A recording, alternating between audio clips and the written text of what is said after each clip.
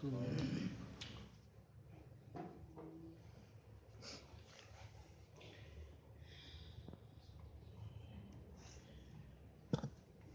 زخرف آیت نمبر 33. اعوذ باللہ السمیع العلیم من الشیطان الرجیم من حمزه ونفخه ونفثه ولولا أن يكون الناس أمة واحدة لجعلنا لمن يكفر بالرحمن لبيوتهم سقفا من فضة ومعارج عليها يظهرون ولبيوتهم أبواب وسررا عليها يتكئون وزخرفا وإن كل ذلك لما متاع الحياة الدنيا والآخرة عند ربك للمتقين. واو کا مطلب اور لو اگر لا نا ان کے یکون ہو جائیں گے الناس لوگ امتن امت واحدتن ایک ولولا ان یکون الناس امتا واحدہ اور اگر نہ ہوتا کہ ہو جائیں گے لوگ ایک امت لجعلنا لام کا مطلب البتہ جعلنا ہم کر دیتے لمن لام کا مطلب کے لیے من اس کے لجعلنا لمن البتہ ہم کر دیتے اس کے لیے یکفر بالرحمن یکفر جو کفر کرے بالرحمن با کا مطلب ساتھ الرحمن رحمان کے البتہ ہم کر دیتے اس کو جو کفر کرے ساتھ رحمان کے لِبُیُوتِهِمْ لام کا مطلب کے لیے بیوت گھروں ہم ان کے لِبُیُوتِهِمْ ان کے گھروں کے لیے سقوفا چھتیں من سے فضت چاندی ومعارج اور سیڑھیاں علیہا اس پر یظہرون وہ چڑھتے لجعلنا لمن یکفر بالرحمن البتہ ہم کر دیتے اس کے لیے جو رحمان کا کفر کرے لِبُیُوتِهِمْ سُقُفًا مِّن فِضَّةٍ ان کے گھروں کے لیے چھتیں چاندی کی ومعارج اور سیڑھیاں علیہا یظہرون اس پر وہ چڑھے وَلِبُیُوتِهِمْ واو کا مطلب اور لام کا مطلب کے لیے بیوت گھروں ہیں ان کے وَلِبُیُوتِهِمْ اور ان کے گھروں کے لیے ابواب دروازے بھی وَسُرُرَا اور چارپائیاں بیڈ علیہا لا کا مطلب پرہا علیہا اس پر یتکئون وہ ٹیک لگاتے تکیہ لگاتے وَزُخْرُفَا اور خوبصورتی اور مزین کرنا وَإِن اور بے شک کلو سارے کا سارا ذالک یہ کلو ذالک یہ لما البتہ متاع فائدہ ہے الحیات زندگی کا دنیا کی اور بے شک یہ سارے کا سارا البتہ فائدہ ہے دنیا کی زندگی کا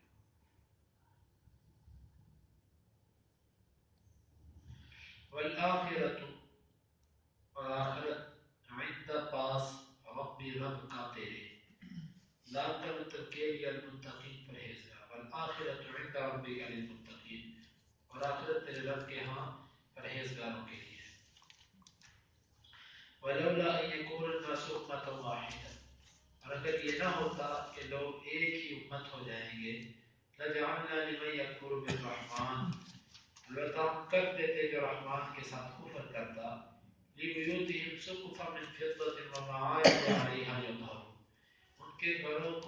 کے گھروں کی چھتوں کو چاندی سے اور سیڑھیوں کو بھی اس پر وہ چڑھتے وَلِبُیُوتِهِمْ أَبْوَابٌ وَسُرُرًا اور ان کے گھروں کے لیے دروازے اور تخت چارپائیاں علیہا یتکئون اس پر وہ ٹیک لگاتے وزخرفا اور خوبصورتی مزین، وَإِن كُلُّ ذَلِكَ لَمَّا مَتَاعُ الْحَيَاةِ الدُّنْيَا، اور بے شک یہ سارے کا سارا البتہ دنیا کی زندگی کا سامان ہے. وَالْآخِرَةُ عِنْدَ رَبِّكَ لِلْمُتَّقِينَ، اور آخرت تیرے رب کے ہاں پرہیزگار کے لیے. پیچھے والی آیات میں مشرکین مکہ نے یہ سمجھا تھا کہ مال کا زیادہ مل جانا یہ اللہ کی رضامندی کی علامت ہے. اللہ رب العزت نے اس پر رد فرمایا کہ نہیں، مال کی فراوانی یہ اللہ کی رضامندی کی علامت نہیں ہے، بلکہ یہ تو اللہ تعالیٰ ہر ایک کو دے دیتا ہے. تو یہاں پر اللہ رب العزت نے فرمایا کہ تم سمجھتے ہو کہ کافروں کو مال مل گیا ہے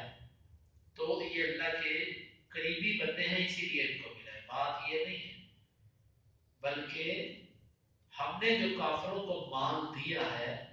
وہ اس لیے کہ ان کے لیے جو کچھ ہم نے رکھا وہ صرف دنیا میں رکھا ہے، ان کے لیے آخرت میں کچھ نہیں ہے، اور مومن کے لیے سب کچھ آخرت میں ہے.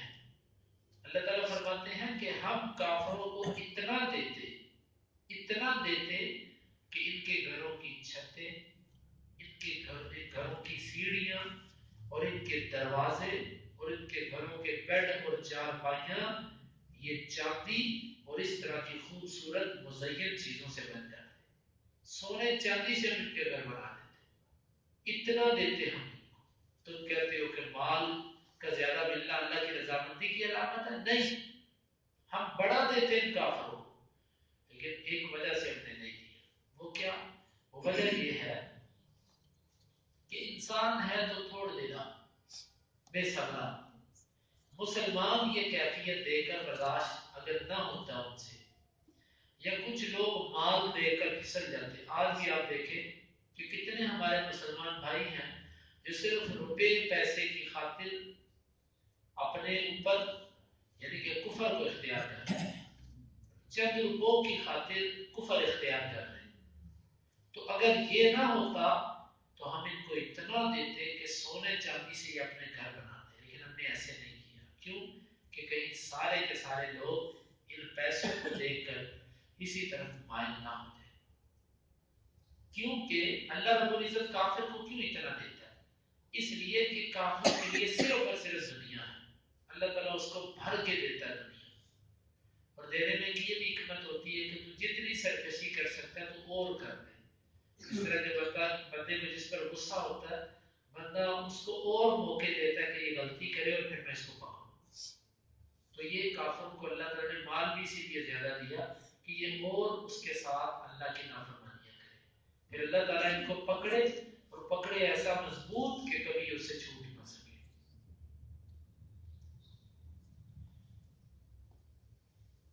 وَلِبُيُوتِهِمْ أَبْوَابٌ مَّسْتُورٌ عَلَيْهَا يَتَّكِئُونَ، اور ہم ان کے گھروں کے جو تخت پوش ہیں، جو چار پائیاں اور بیڈ ہیں جس پر یہ تکیہ لگاتے ہیں، وہ بھی ہم سونے اور چاندی کے بنا دیتے ہیں. اتنا ہم ان کو دیتے ہیں. وَالزُّخْرُفَ، اور اس کے علاوہ سونا اور خوبصورت مزین چیزیں یہ بھی ہم ان کو دے دیتے ہیں. اگرچہ اللہ رب العزت نے یہ چیزیں مسلمانوں کو بھی دی ہوئی ہیں، مسلمانوں کو دے رکھی ہیں، لیکن کافروں کے مقابلے میں یہ بہت کم ہے. کافروں کو اللہ تعالیٰ نے دنیا زیادہ دی ہوئی ہے، کیونکہ مومن کے لیے تو دنیا ایک جیل اور قید خانہ ہے، اور جیل اور قید خانے میں زیادہ سہولیات نہیں ہوتی. وَإِن كُلُّ ذَلِكَ لَمَّا مَتَاعُ الْحَيَاةِ الدُّنْيَا. سوال یہ تھا کہ یا اللہ تو نے کافروں کو یہ کیوں دیا ہے؟ تو پھر بھی یہ تیری نعمت تو نے کیوں دی؟ اللہ تعالیٰ فرماتے ہیں اس لیے کہ یہ سارے کا سارا دنیا کا فائدہ ہے. اور حدیث کے اندر آتا ہے نبی صلی اللہ علیہ وسلم نے فرمایا لو كانت الدنيا عند الله، لو كانت الدنيا تعدل عند الله جناح بعوضة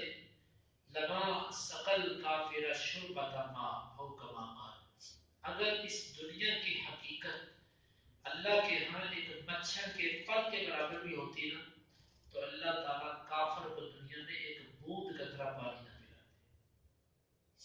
اس دنیا کی حیثیت اللہ کے ہاں ہے ہی نہیں. متاع کا لفظ استعمال کیا، ہلکا سا فائدہ، ہلکا سا فائدہ، یعنی کہ متاع کا لفظ وہاں استعمال ہوتا ہے کہ جس چیز کا فائدہ انتہائی قلیل ہو اور تھوڑے سے فائدے کے بعد اس کو پھینک دیا جائے۔ اللہ تعالیٰ فرماتے ہیں کہ دنیا کا زندگی جو ہے یہ متاع ہے، متاع تھوڑا سا فائدہ، اور یقیناً ہم میں سے ہر بندہ اپنی زندگی کو دیکھے، جتنی اس کی عمر گزر چکی ہے اس کو ایسے ہی لگتا ہے کہ اس کی دنیا کی زندگی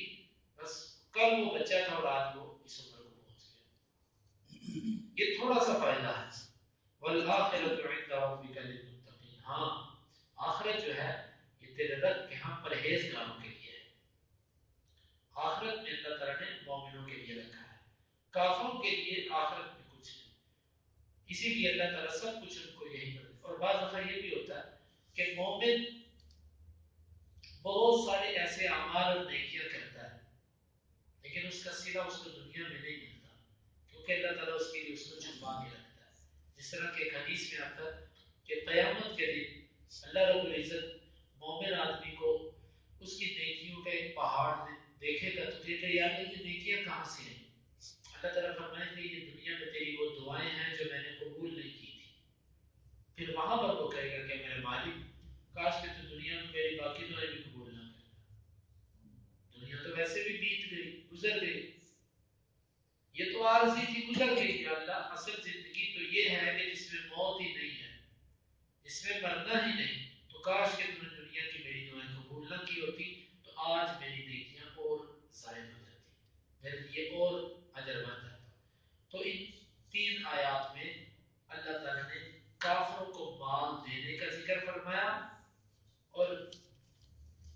یہ ظاہر کیا کہ یہ مال کی فراوانی اللہ کی رضامندی کی علامت ہے۔ اللہ تعالیٰ ہمیں ان کو سمجھنے کی توفیق عطا فرمائے۔ ولولا ان یکون الناس، اور اگر یہ نہ ہوتا کہ ہو جائیں گے سب کے سب لوگ، امۃ واحدہ، ایک امت، لجعلنا لمن یکفر بالرحمن، البتہ ہم کر دیتے اس کو جو کفر کرے رحمان کا، لبیوتہم سقفا، کے گھروں کے لیے چھتیں، من فضۃ، چاندی سے، ومعارج، اور سیڑھیاں، علیہا یظہرون، اس پر وہ چڑھتے، ولبیوتہم، اور ان کے گھروں کے لیے، ابوابا، دروازے، وسرورا، اور تخت، علیہا یتکئون، اس پر وہ ٹیک لگائے، وزخرفا، اور زیب و زیبائش، وَإِن كُلُّ ذَلِكَ، اور بے شک یہ سب کا سب، لما متاع الحیات الدنیا، البتہ دنیا کی زندگی کا فائدہ ہے، والآخرۃ عند ربک، اور آخرت تیرے رب کے ہاں، للمتقین، پرہیزگاروں کے لیے ہے۔ اللهم انفعنا بما علمتنا وعلمنا ما ينفعنا وزدنا علما، اللهم اقسم لنا من خشيتك ما تحول به بيننا وبين معصيتك، ومن طاعتك ما تبلغنا به جنتك، ومن اليقين ما تحول به علينا مصائب الدنيا، متعنا اللهم بأسماعنا وأبصارنا وقواتنا أبدا ما أحييتنا، واجعله الوارث منا، واجعل ثأرنا على من ظلمنا، ولا تجعل مصيبتنا في ديننا، ولا تجعل الدنيا أكبر همنا